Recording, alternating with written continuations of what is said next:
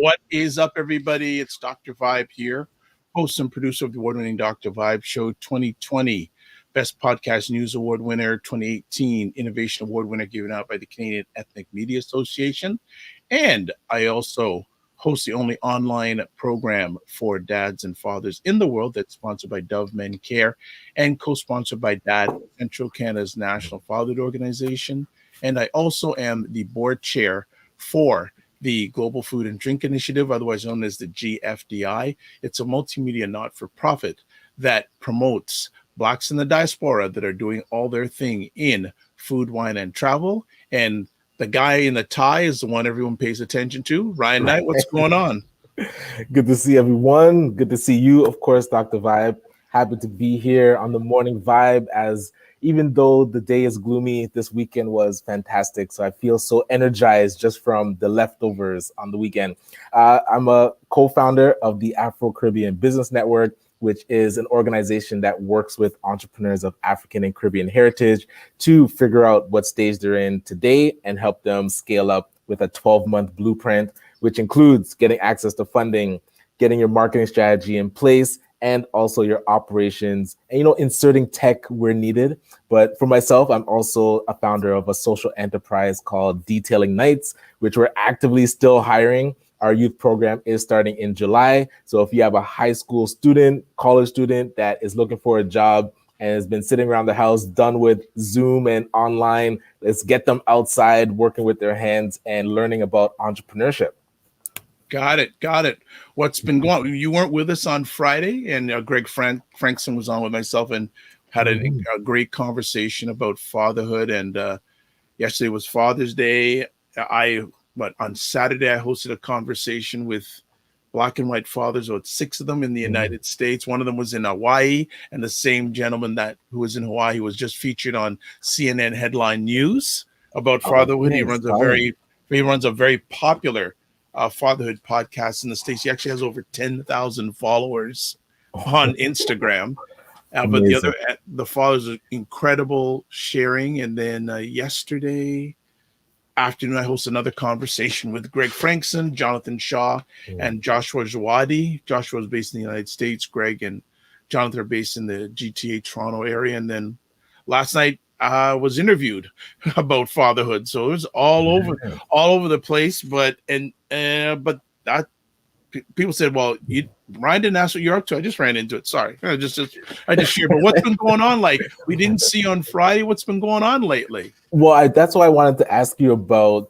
So my question for you is, what are 2 key learnings from your conversations from yesterday? And I ask because on Friday we were doing an event for Detailing Nights. And 2 of our staff members decided that they wanted to take a cheat day, or what's it called? They called in sick, but I knew they weren't sick because they were like up and about all day. That's why why are you still on Instagram when you're telling people you're sick? Anyway, you can't do lives when you're sick. Like you have to know the protocol. But so they took the day off, but they were posting on Instagram. Oh yeah, all day. Oh my goodness. And so on the Saturday, I had to have a conversation with them about it. And it felt like, because my employees, I feel like they're my children, because typically they're in a certain age group where they could have been my child.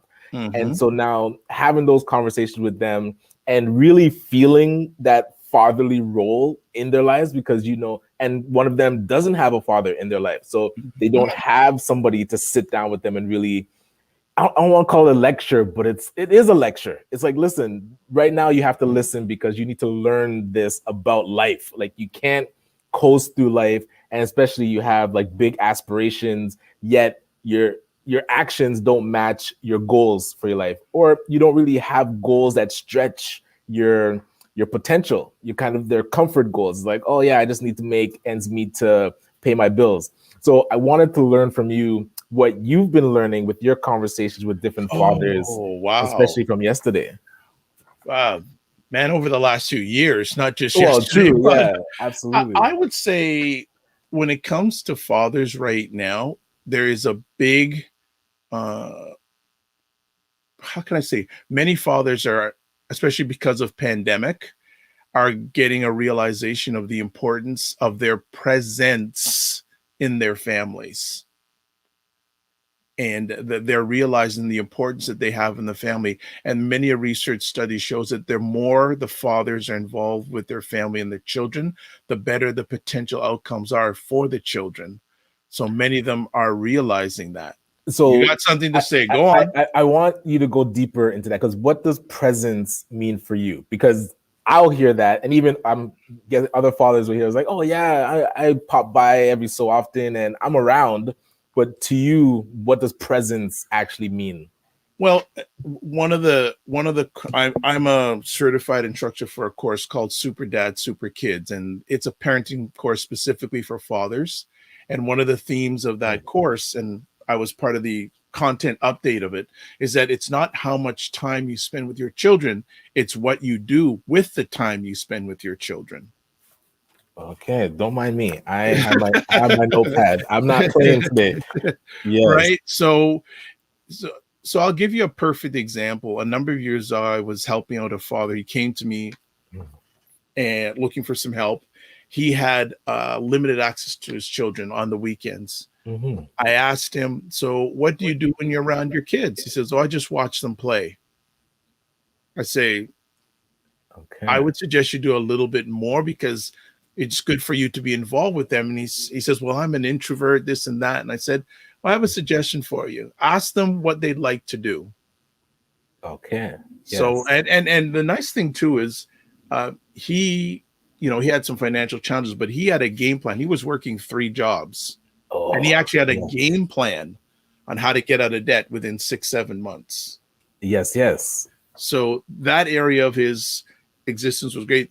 The engagement with the children was lacking a little bit. So he left, comes back the next week. He's smiling. I go, whoa, what's so good to see you're happy? And I go, what happened? He says, well, I asked my kids what they wanted to do, and they told me. So I went out and bought some games and things like that.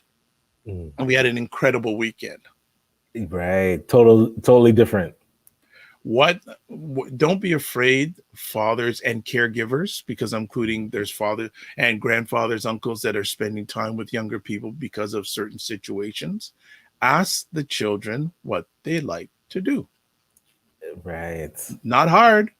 If you don't know, if you don't know something, whether it's with raising children or in business, ask them what they like to do. Spend quality time with them. Because the impression they're going to get out of manhood is coming from those interactions you have with your young people. Yes, these days it's a lot more competitive because there's media, social media, and all that stuff, but a solid foundation of relationship between dad and child and children is a big opportunity for success, not only in your children and family's eyes, but in your life. You can have a positive impact on legacy. All right. So now I want to reverse it, because as a father, I have a father. So now as a son, what do you encourage sons? Do you encourage sons to ask that same questions to their dads and their fathers? Absolutely. Or what's another question that we can ask? One of the key questions when I'm helping fathers is that, because I don't like the term I work with fathers. I can't stand that. I'd say I help fathers. I'm here to help them, not work with them. Is ask a father what. Actually, a few years ago, I had the opportunity to host a conversation called Minding Our Minds, and it was for about Black fathers and mental health. And 2 days before the event, we only had 2 fathers that registered. Okay. But then the night of the event, 30 to 35 fathers showed up. Okay. So there's a big win. And I go, hey, Chris, what's going on? And I had my flip chart ready with a whole bunch of things. And then the one of us said, ask this question. So I asked this question to all of men and fathers that were there. I said, what was or what is the relationship you have with your father? And we stayed on that topic for 2.5 hours. Wow. Absolutely. Because the relationship that a father has with his father, whether not good or good, is very defining on not only how he is, but potentially how he is with his child or children. 100%. And a lot of times we don't, you hear, oh, well, he grew up without his father. Yes, but what what effect has that had on him? We've got to delve Mm. deeper in regards to that. And before a father becomes a father, he's a man, Okay. right? He's a man before he's a father. So what we also have, and what we also have to do is we have to spend time finding out what what is that man's dreams, goals, and desires. Because a lot of times he's thrust into fatherhood and he has no sense of what a man is. And Right. we're now expecting him to be something that, first of all, he didn't have any experience in manhood. Now we're asking him to be a father. That's two steps that he's going to have to climb, more than just the initial one. Like at once. Right. At once. So I think uh, I believe a number of organizations need to re-examine the approach Mm. they take with helping fathers as much as possible. Also having a if and it can be done that ladies can do programming or helping of men, but when it comes to fathers and men, you have to get them to know, like, and trust you before you can move forward. And Absolutely. trust is very important. We know it's very important with ladies in general. It's just as important with men. So that's where I wanted to touch on. So there's when you have a bad relationship with your father or a good relationship, and then how you use that experience to now father to your own children. Mm-hmm. So how, like, what do you, when you coach fathers and they've had bad experiences with their own fathers, how do you coach them not to turn that into bad parenting with their own children? Well, Right. first thing I'm going to tell them is I want to thank them for being open, because a lot of times they don't get the opportunity or don't feel comfortable enough to talking about it. And we sit down and we examine, okay, what did you find good and what did you find not good? Okay. And why is it good and why is it not good? Get Mm-hmm. them to speak to power on it. And then what I would say to them, okay, so do you agree you're not gonna repeat the bad? Yes. And you're gonna accentuate the good? Yes. And then what are you gonna replace the bad with? Oh. Mm. Okay. And then, so how do you amplify more of the good that you experienced? Well, I get the fathers to go out there and just try it with their children and come back to me and tell me what the results are on not only the children but him. Right. It's a co-creative relationship. It's just not a one thing, because you want the children to be better, but you also want the dad to feel better. Okay. Because And- if they're both feeling better together, that just amplifies for more wins. Absolutely. And then, so when a person has a bad experience with their father, but then Mm-hmm. they start to blame their mother for it, do you find that that narrative is harder to overcome, or is it kind of It's the hard to same? overcome, but I will say always make your future bigger than your past, because you're not going to move forward if you don't let go of the past. If you know it was Right. wrong, you can't change the past, Yes, yes. right? You know, you can't change the past. It's wrong, etc. Um, Mhm. if you're really grounded, I would say to that gentleman, okay, you blame your mother. I would say, go to your mother and say, look, I understand how things weren't right and you did the best that you can, but I still love you. Mhm. And you did the best you can. And hey, mistakes are a moment, they're not a person. Yeah, but it's so easy to attack the person. Yeah, but that's the thing though, Ryan. We spend more energy on the negative and not on the positive. Mhm. Okay, people make mistakes.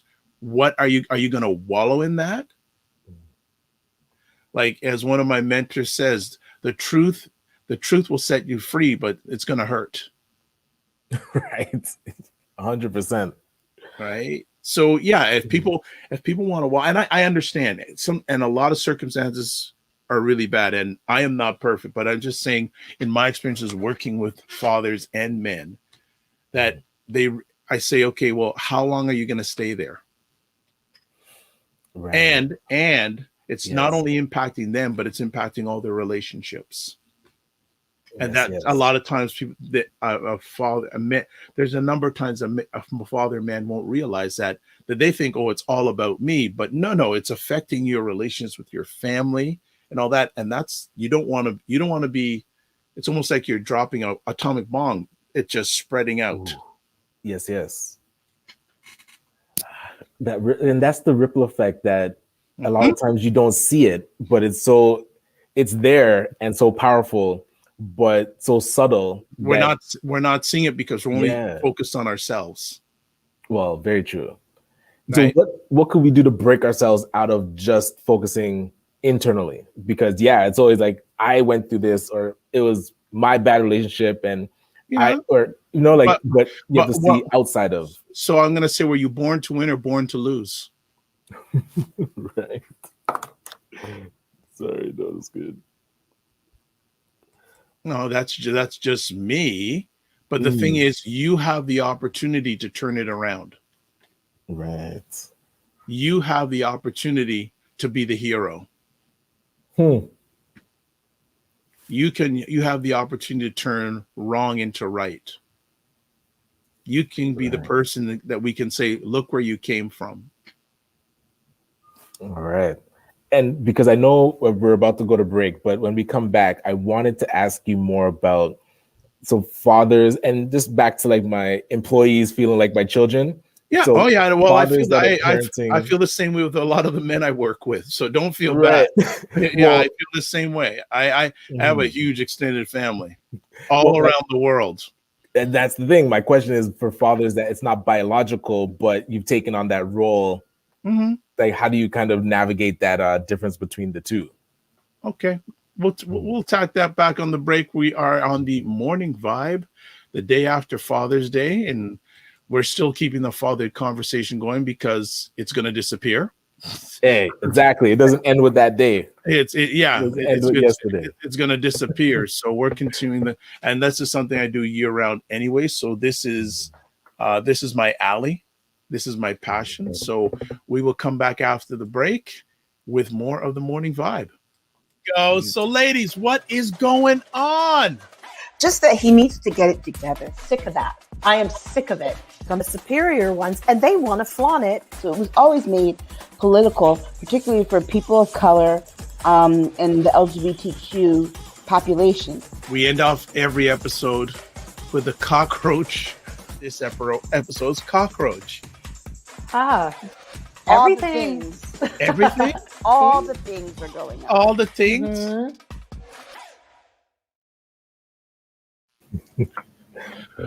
Sounds like Ryan, you like that ad? Oh yeah, that's great. That's the team is pumping them out. That's there quality. you go. I love it. Yeah, that's a promo for a conversation I host most Saturday evenings at 9 p.m. Eastern Time with Aisha K. Staggers and Jill Jones. We now have a new name called State of Things, where they discuss social political stuff that's going on in the U.S. and sometimes around the world. So that promo just appeared on the weekend, so we just thought we'd slide it in here and tell people if you have a chance, check it live or on the replay on my different platforms. So, Ryan, you had more questions. I think we got some comments coming here today with people. Yeah, and for me, it's because I balance kind of both worlds where I am a father biologically, and then I feel like I'm an adoptive father. I'm an adoptive father with different relationships that I have in the community, and that could be like with the mentoring or my employees. So or other business people. Hey, that's true too. Yeah, yeah. I think one of the things I don't think a number of fathers realize that you're a father in a lot of different people, men in general, not just after you're biological, but you're a father a lot of times in a lot of different situations. People are looking to you. Yeah, I wanted to focus on that non-biological fatherhood. And you mentioned to become a father, you first have to become a man. But when that's like biological to me, but then becoming a man as a mentor, as a business person, as a boss, that I don't feel like I'm fully developed as those things. But yet you're still a father, right? Don't feel bad about that. It's a human. It's a journey. It's a journey. No one ever arrives, right? And Another thing that's very important, I would like to share to the fathers and the leaders out there, male leaders, self-care. What do you Oh, do? what do you mean by that? What do you do to make yourself better? Do you do something consistently every day? For some men, it's working out. For some, it's reading. For some, it's meditating. What are you doing to keep your resilience and also make yourselves better? Because the better you can be for yourself, the better potential you have for others. Right. So do you approach the conversation of fatherhood differently when a person is not biological to biological, or do you kind of approach it the same? Well, the first things first, I ask them to share their story. And then based on what they're willing to share of their story, I want them to know, like, and trust me. And when they get a chance to share their story, then it will provide me the information on how to approach the conversation. And what I really want to get out of those initial conversations is, what is one thing that you want to do to be better? What's a goal? What's your most important goal, dream, and desire you want to achieve in the next 6 months? Okay. Do you find the goals change based on if a father is biological or not biological? Every situation's different. There are some men that didn't have, or that are biological, that are lacking. There's some that are non-biological that have it right on. Like, I have a very good associate. He's been married 3 times. Okay, right. So you've got to take each situation different, because each human being is different. Everyone brings a unique challenge or unique story to the table. So the key thing to me, and the key foundation, is the relationship, building the trust. Yes. And because that reminds me of, like, when we're talking, I always feel like I'm learning something new. Well, so I don't want to waste your time, or you'll take, because you're the big media star. I need your audience. I'm working my way up. And so as the past year have gone by, what has been something new that you've learned that has kind of changed the way that you've approached fatherhood and helping other fathers? I wouldn't say it's a change, but something that's become more solidified is that I like this. Thank you, Chris. This is so right for Ryan. # media star. I love it. For me, one of the things, I wouldn't say it's learned, but it's reinforced, that many fathers, regardless of background, a lot of times have the same challenges. Yes. Yeah. Same across the board. Well, a lot of similar challenges. And and one of the things that's been exciting is during the pandemic, the amount of fatherhood engagement has risen amongst fathers and men. Fathers, and because they weren't working. So what were they doing? They were beginning to have conversations with each other. Right. Because many before pandemic, they didn't have the time, where they're either at work and they come home from work, they're tired, have to spend time with the kids, bed. They didn't have time to have these engaging conversations. The next step is, what programs or what services can be put into place to fill that need? Because over the last 12 to 14 months, many men and many fathers say, hey, I need help with this. I've gone through this, I've done that. And they get it out, which is great.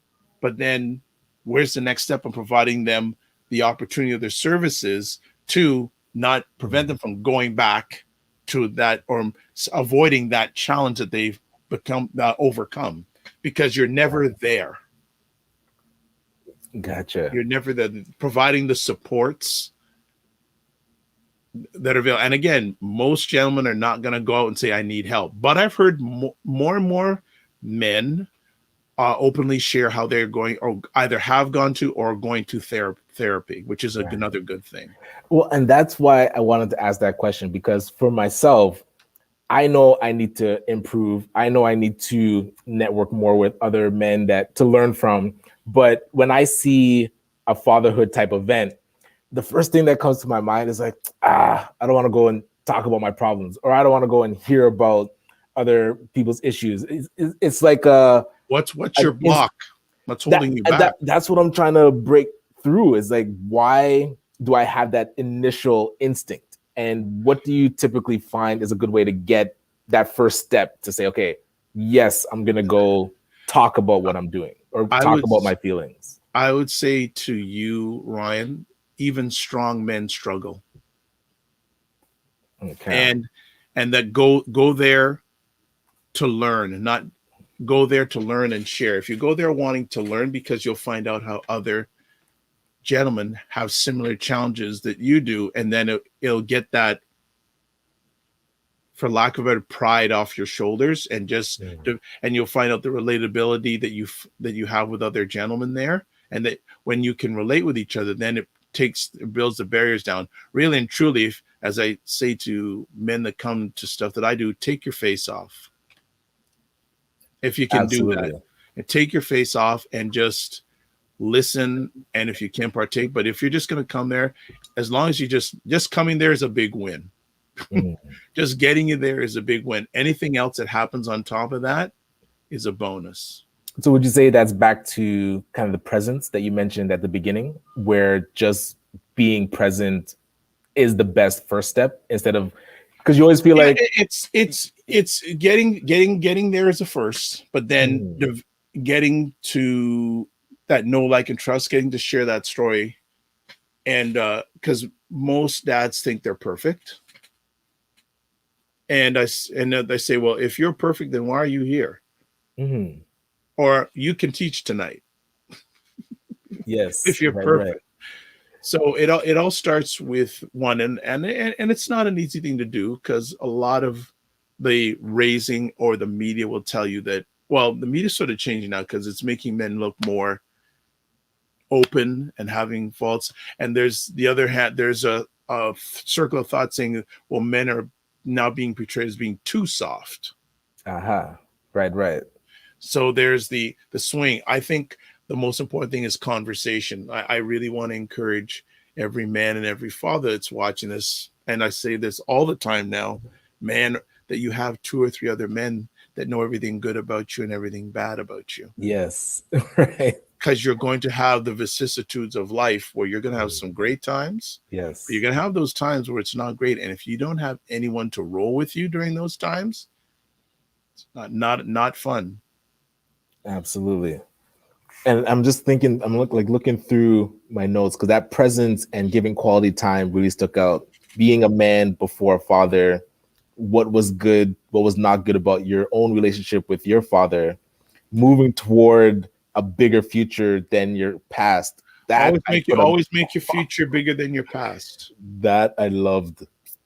And then asking, like, were you born to win or lose? What are you doing for self-care? I put a star beside that too.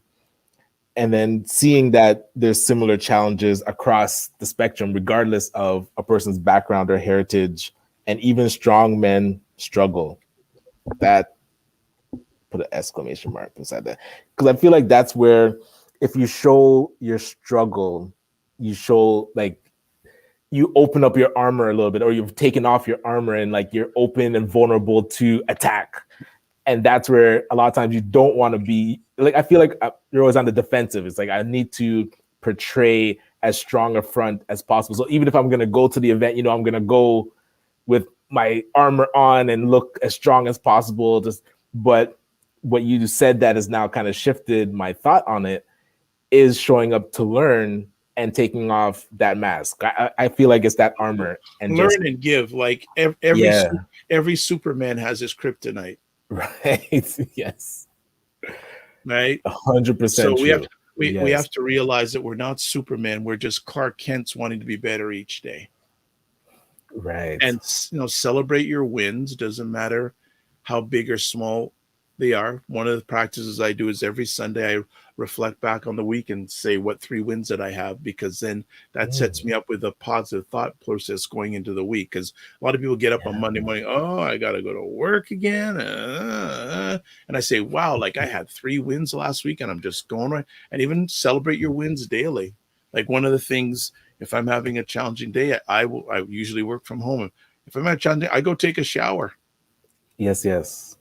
Have those kind of just reboot. yeah, what practices can you put into your regime that when you're not doing good, what can you do to turn it around? Like I do showers. Other people say, well, I call other people to find out how their life is doing. And I realize that my challenges are nothing compared to theirs. Like I said, people just meditation, yoga, all these different things. Now, the question is for everyone that's watching this live on the replay, how are you now compared to how you were 12 to 14 months ago? And if you're not better, have you made the decision to say, you know what, I've got to do, what one thing can I do to turn it around? Right. It's interesting though, because what you just mentioned about the self-care, and I think you're the only person sponsored by Dove Men Care. Have you ever pitched to them a campaign around men creating self-care routines? It's on the table. I'll just leave it at that. All right. Because that seeing what that would look like would allow me to actually start something like that. So I think with men, you can put it out there. A lot of times it's then if they'll really begin to act on it if someone they know is doing it. Yes. Someone they know, like it's no different than, well, we're not doing movies right now to the extent we used to, but when someone goes to a movie and they really like it, pardon me, what do? They go tell all their friends. Yes. All their friends, like that, that personal reference has a lot of weight, especially when it comes to men. Yes. Right. Because we have a lot of guys, and just being general, we have our set ways. So we're good when 1 + 1 = 2, but what happens when 1 + 1 = 3? And thrown off. Yes. Exactly. I think that we have to have a little bit of take a look at our thought process and maybe make some shifts. Make some mindful shifts in how we're treating ourselves and how we're treating others. The better you treat yourself, the better opportunity you have to treat others, and the more you can be a positive influence in others' lives. 100%. Listen, I really appreciate you taking the time with me. It's your show answer my today. question. Yes, it's we are changing the name of the show to the Ryan Vibe after Ryan today. Develops Vibe. The Ryan Vibe, and hey, it ain't easy, folks. Agreed. It ain't easy. And if it was, we'd still complain. Right. There's always, like you said, there's no end destination. It's it shouldn't be. It shouldn't be an end. It shouldn't be an end destination. You're always be curious, and if there's an area that you are, and I'm speaking to the audience, I speak to myself. If there's an area that you're lacking in, ask. I make it a very conscious effort that if I'm having a challenge in somewhere area, it's help is either a phone call, a video call, or an email away. And I'm at that point now that it's out there. So again, if you're make sure if you're asking for help, you also be willing to help also. Don't be a gimme person. Don't be the type of person when you call that person, you ask for help all the time, they just say, oh, he's asking me another favor. Right.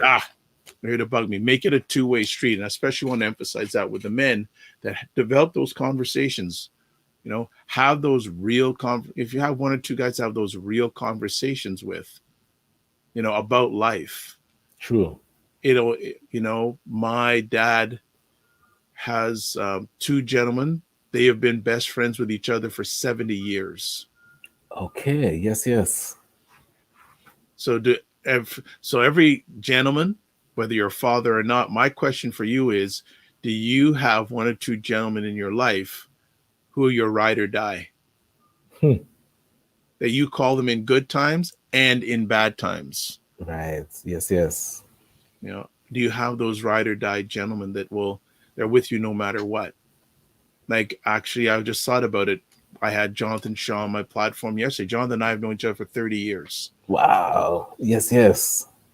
And we've had challenging conversations about each other's lives. If not, and sometimes we won't talk for 3 or 4 months. But when we chat, we can just open up no holds bar. We can talk about anything. There's no guilt, no judgment. Right. We have he treats me like a father. I'm going, really? Oh, yeah. So we have those conversations, and I think when you have those relationships, they give you the energy sometimes just to live another day. Right. Because you're not alone, and I don't want the men to be alone. And the last thing I'll leave with, which is a bad stat, but just another thing, that in North America, 80% of the suicides that are committed by people over 40 years old are by men. Okay. And I'm sure in the Black community, it's even at least that high, if not higher. Right. That's wild.